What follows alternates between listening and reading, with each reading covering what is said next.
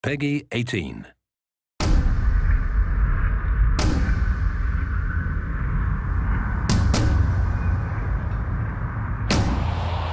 We chose Death to be the character in Darksiders II because War really set the stage for the Darksiders universe and introducing new elements, and we felt bringing in a new horseman with a totally new playstyle, different personality would be really cool, and Death is probably the most well-known of the four horsemen, so we thought he should get his shot.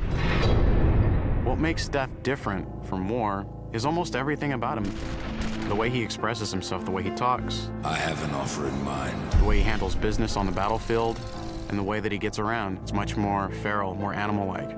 War is very much like a force meets force, a very head-on, steadfast, loyal-bound soldier. Death is much more of a calculated, elegant fighter, a chilling opponent on the battlefield. His traversal has definitely improved. It's a lot faster, more responsive, and so is his combat. His weapon is more interesting.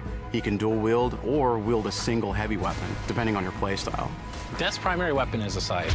It's kind of a unique one. It's sort of a multi-purpose Swiss Army scythe. And he can use it with two different blades. He can attach it together to form the more traditional Reaper scythe. He can use it as a pole arm. Of course, he doesn't stop that. He'll pretty much use any weapon that's made available. You can get big axes, you can get crazy cool claws, big iron fists, and he'll even shoot guns. I mean, he'll use anything that he can, really.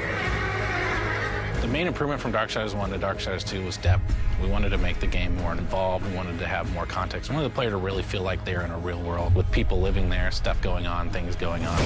We give them more items to tell their own character, more characters to speak to, so we've got a lot more immersion on the story side of the game. The first game, most of it took place on Earth, so now we were totally free to create all these new areas. We have angelic fortresses, demon cities, the city of the dead. It got our team super excited. On top of that, there's a lot of weapons and armor, and obviously the new character as well, Death. Death's the most feared, and he's one of the oldest horsemen in the fiction. They kind of look at him as a big brother. He's feared just because when he really gets down to business, he is the death dealer. That's sort of his thing. He wears his mask as an executioner's mask. That's his trade, that's his business. He takes people down.